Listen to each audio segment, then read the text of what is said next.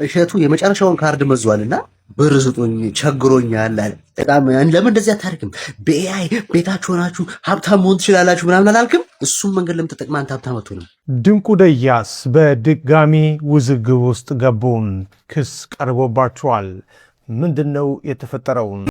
አዲስ አበባ ላይ ከመንግስት በላይ ጉልበት ያላቸው ሰዎች እየተፈጠሩ ነው። የመንግስት ቤትን ወደ ግል ቤትነት አዞረው የራሳቸው ያደርጋሉ። ዝንጀሮዎች ሊቀነሱ ስለሆነ በሚሰማ የመሳሪያ ተኩስ ድምፅ ህብረተሰቡን እንዳትደናገጡ ሲል የነጭ ሳር ብሔራዊ ፓርክ አስታውቋል። ሰበር በኢትዮጵያና ሱዳን ድንበር ላይ የሚገኘው ስትራቴጂካዊው የኩምሩክ ድልድይ ፈረሰ። በከባድ መሳሪያ ተመቶ ነው ተብሏል። ምን አይነት አስገራሚ አጋጣሚ ነው! የፈጣሪ ስራ ሁሌም ለምክንያት ነው የሚባለውም ለዚህ ይመስለኛል። በተለያየ ቦታ የተጣሉ ሁለት ጨቅላ ህፃናት በአንድ ቤተሰብ በአንድ ቤት ውስጥ አብረው እንደ ወንድምና እህት አደጉ። ነገር ግን ከ20 ዓመታት በኋላ የተደረገ ምርመራ ማመን የሚከብድ እውነት ይፋ አደረገ። ወደ ውጭ ሀገር እንልካለን ብለህ ያ ሁሉ ሰው ላይ ግፍ ሲሰራ አንተ አለ ሰራው እንዲያን ማስታወቂያ የሰራ ስለነበርኩ ሰውዬ ዛሬ ገንዘብ የለኝም እና ብር ስጡኝ የምትለው ምንድን ነው? ያልመጣህበት መንገድ ነው። ይሄ ብቻ ነበር የቀረ። ገንዘብ ስጡኝ ብለህ መለመን ነበር የቀረና አንተ አሁን ትለምናለህ። ለወጣቶች ቀን የተማሩ ሀብት በቀላሉ ማፍራት ይሻላል፣ ኢትዮጵያ ውስጥ ሰነፍ ወጣት በዝቶ ነው እያልክ እኛ ስራ ስጠን መንግስት ስንል እኛ ላይ ስትተቸና ነበር። ዛሬ ገንዘብ ስጡኝ ትላለህ። እፍረት የለም እሸቱ። እና ማምታታት በሶሻል ሚዲያ ላይ አምታቶ መብላት እናስቆማችኋለን ብያለሁ። አንተን አሁን እያወጣን ነው፣ እያበቃልን ነው አንተ ነገር።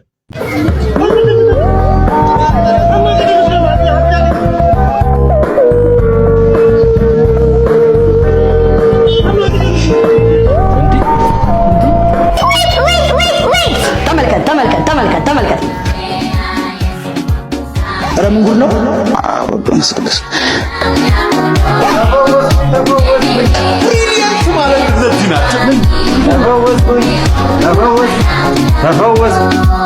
ይህን ዜና እኔ ያለው የሚሰራው ኢቲቪ ሰርቶታል። ከአቅም በላይ የሆኑ ሰዎች እስቲ የኢቲቪን ዜና ልጋብዛችሁ። የአዲስ አበባ ከተማ አስተዳደር የጋራ መኖሪያና የቀበሌ ቤቶች ብሎም ከመሬት ወረራ ጋር የሚስተዋሉ ህገወጥ ድርጊቶችን ለመከላከል ጥናት አካሂዶ ህግ የማስከበር ስራውን እያከናወነ መሆኑ የሚታወቅ ነው። ይህን ተከትሎም በከተማዋ ንፋስ ስልክ ላፍቶ ክፍለ ከተማ ወረዳ 3 መ23 እና 24 በመባል ይታወቁ የነበሩ ሁለት የቀበሌ ቤቶች ያለአግባብ ወደ ግለሰቦች መዛወራቸውን አስተዳደሩን ዋቢ በማድረግ ኢቲቪ መዘገቡ አይዘነጋም። እና እንደዚህ አይነት ማፊያዎች አሉ። መንግስትን ባዶ ቦታ ባዩ ቁጥር በህግም በምንም ተካሰው አዲስ አበባ ከንቲባ ይከሳሉ እኮ ከንቲባ ጽሕፈት ቤት የመንግስት ጽሕፈት መስሪያ ቤቶችን እየከሰሱ ወደ ራሳቸው ያዞራሉና እነዚህ ሰዎች ተራ በተራ ሁላችንን ተረባርበን ካላወጣናቸው በቀር ያንተን ቤት ይወርሳሉ። ነገር ቤት ላይ ካርታ ያሰሩባል። በፍርድ ቤት በምን የራሳቸው ሰው አላቸውና በዛ ነው የሚያስፈጽሙት ጉዳያቸውንና ይሄ ማፊያ ቲም በሌላ መንገድ እኔ ጋር መጥቷልና ከነገ ወዲያ በኋላ ሙሉ በሙሉ ምሰራው እነዚህ ማፊያ ቲም ላይ ነው። እነዚህን ደፍረን ካላስቆምናቸው አንተ ያለ ቤት ራሱ ዋስትና የለም። እንግዲህ ኢቲቪ ሰርቷል፣ ዋልታ ሰርቷል፣ ፋና ሰርቷል። ሊያሸንፋቸው አልቻለም። ቤቱን ወስደው ሪል ስቴት የራሳቸውን ፎቅ ቤት ገንብተውበታል። ከዛ ይሸጡታል ከፈለጉ። ከዛ ደግሞ ሌላ ቦታ የመንግስት ቦታ ይወራሉ። ማግራችሁና ድንቁ ደያስ በድጋሚ ውዝግብ ውስጥ ገቡ። ክስ ቀርቦባቸዋል። ምንድነው የተፈጠረው? በወጋገን ባንክ ይፋዊ ጨረታ ተሽከርካሪዎችን በህጋዊ መንገድ የገዙ ግለሰቦች የፌዴራል ከፍተኛ ፍርድ ቤት በንብረቶቹ ላይ ተጥሎ የነበረው እግድ እንዲነሳም የመጨረሻ ውሳኔ ቢሰጥም ውሳኔው እስካሁን ተፈጻሚ ባለመሆኑን ከፍተኛ እንግልት እየደረሰባቸው መሆኑን አስታወቁም። ተበዳዮቹ ለዚህ የአፋጸም መጓተት ታዋቂውን ነጋዴ አቶ ድንቁ ደያስን ይከሳሉ። እንደ ተበዳዮቹ ገለጻና ዘሀበሻ እንደተመለከታቸው የፍርድ ቤት ሰነዶች ማብራሪያ ተሽከርካሪዎቹ በ2015 ዓ.ም ወጋገን ባንክ ባወጣው ይፋዊ ጨረታ የተገዙ ናቸው። ባንኩ ጨረታውን ያወጣው አንድ ተበዳሪ ያሳዘውን ንብረት በጋዜጣ አውጆ በመሸጥ ዕዳውን ለማስመለስም ነበረ። ይሁን እንጂ አቶ ድንቁ ደያስ ስራ አስኪያጅ የሆኑበት ናኦል ኮንስትራክሽን ኃላፊነት የተወሰነ የግል ማህበር የባለቤትነት ጥያቄ በማንሳት ክስ በመስረቱም በተሽከርካሪዎቹ ላይ እግድ ተጥሎ ቆይቷል። ተበዳዮቹ በበኩላቸው ማህበሩን የንግድ ፍቃድ ያወጣው ተሽከርካሪዎቹ በጨረታ ከተገዙ በኋላ በ2015 ዓ.ም መሆኑን በማንሳት ይከራከራሉ።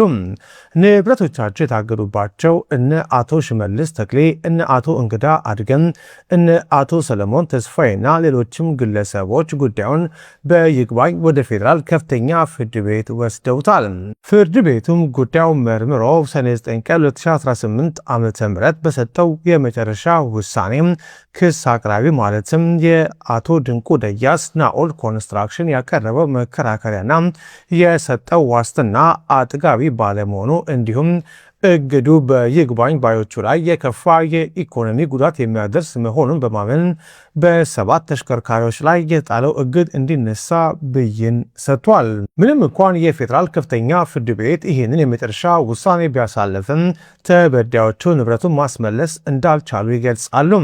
ተሽከርካሪዎቹ በቃሊቲ ወረዳ ፍርድ ቤት በወጣው የመጀመሪያ ትዕዛዝ ተይዘው በሶደሬና ጊሮ ሜዳ ቆመው የሚገኙ ሲሆን የኦሮሚያ ክልል ቦሰት ወረዳ ማለትም ወለንጭቲ ፖሊስ የከፍተኛ ፍርድ ቤትን ትዕዛዝ አክብሮ ተሽከርካሪዎችን ባለመልቀቁም ለከፍተኛ እንግልት መዳረጋቸውን ቅሬታ አቅራቢዎቹ አስታውቀዋል። ቅሬታ አቅራቢዎቹ የፍርድ ቤት ሰነዶችን ጠቅሰው እንዳብራሩት አቶ ድንቁ ደያስ ቀደም ሲል በ2013 ዓ.ም በወጋገን ባንክ የነበራቸውን የአክሲዮን ድርሻ ሸጠው ወጥተዋል። ግለሰቡ በሪፍት ቫሊ ዩኒቨርሲቲ በናፊያድ ትምህርት ቤቶች እና ሪፍት ቫሊ ሆቴልን በመሳሰሉ ሰፊ የንግድ ዘርፎች የሚታወቁ ሲሆን ከዚህ ቀደምም በሶደሬ ሪዞርት ማስፋፊያ በመሬት ይዞታም ጉዳዮች ከንግድ አጋሮቻቸው ጋር በነበሩ የፋይናንስ ክርክሮች እንዲሁም ከ11.3 ሚሊዮን ብር ደረቅ ቼክ ጋር በተያያዘ ስማቸው በተለያዩ የሕግና የሚዲያ መድረኮች ሲነሳ እንደነበረ ይታወሳል። በዚህ ዘገባ ላይ የቀረቡ ክሶችና መረጃዎች በተበዳዮች አቤቱታና በፍርድ ቤት ሰነዶች ላይ ብቻ የተመሰረቱ ሲሆን የአቶ ድንቁ ደያስን አስተያየት ለማካተት ያደረግነው ጥረት እንዳልተሳካ ለመግለጽ እንወዳለን። ዝንጀሮዎች ሊቀነሱ ስለሆነ በሚሰማ የመሳሪያ ተኩስ ድምፅ ህብረተሰቡን እንዳትደናገጡ ሲል የነጭ ሳር ብሔራዊ ፓርክ አስታውቋል።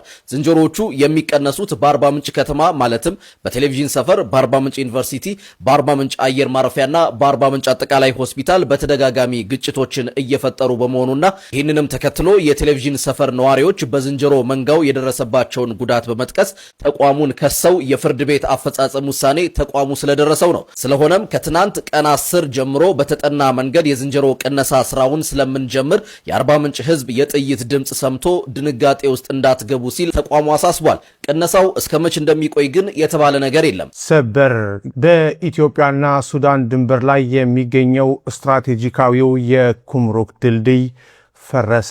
በከባድ መሳሪያ ተመቶ ነው ተብሏል። ዝርዝሩን በአጭሩ አቀርባለሁ። በኢትዮጵያ ቤኒሻንጉል ጉሙዝ ክልልና በሱዳን መካከል የሚገኘውና ሁለቱን ሀገራት የሚያገናኘው ታሪካዊው የኩምሩክ ድልድይ በታጠቁ ኃይሎች ጥምረት መፍረሱ ታወቀ።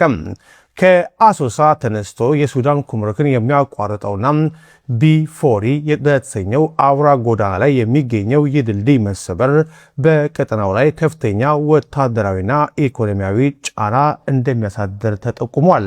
ለዛሀበሻ በፎቶግራፍ ጭምር የደረሰው መረጃ እንደሚያመለክተው ድልድዩን ያፈረሱት የሱዳኑ መሪ ጀነራል አብዱልፈታህ አልቡርሃን ጦር በሱዳን ተጠልለው ከሚገኙ የቀድሞ የኢትዮጵያ ሰላም አስከባሪ ኃይሎችና አሁን የህወሓት ቅጥረኛ ኃይሎች ከሆኑት እንዲሁም ቤኒን ከተባለ የቤኒሻንጉል ታጣቂ ቡድን ጋር በመቀናጀት ነው።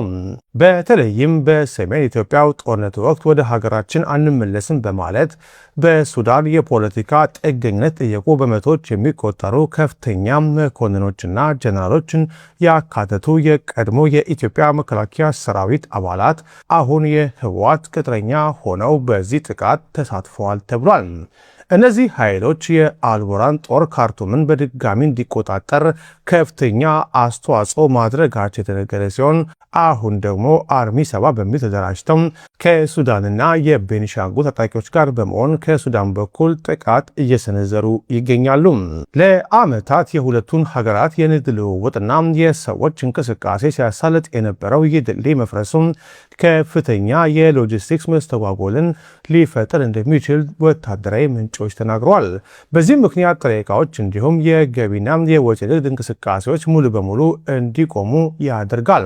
በሌላ በኩል ድርጊቱ ወታደራዊ ስትራቴጂን ያነገበ መሆኑም ተገልጿል። ተቃራኒ ጦርን እንቅስቃሴ ለመግታት ድልድዮችን ማፍረስ የተለመደ ወታደራዊ ስልት ሲሆን ይህም በሰሜን ኢትዮጵያ ጦርነት ወቅት በወልዲያና ጋሸና አካባቢዎች ከታየው የድልድዮች መፍረስ ጋር ተመሳሳይነት አለው ተብሏል። ይህ የድንበር ውጥረትና የድልድይ ማፍረስ እርምጃ እየተካሄደ ባለበት በዚህ ወቅት የሱዳን ሉዓላዊ ምክር ቤት ሊቀመንበር አብዱልፈታህ አልቡርሃን በኤርትራ አስመራ ድንገተኛ ጉብኝት እያደረጉ ይገኛሉ።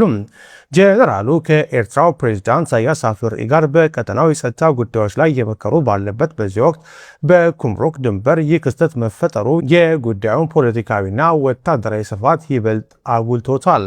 ከሁለት ቀናት በፊትም በዚህ አካባቢ ከባድ የድሮን ጥቃት መፈጸሙን በዛሀበሻ ዜና መዘገባችን አይዘነጋም። የአካባቢ ሁኔታ እየተከታተልን ወደ እናንተ እናደርሳለን።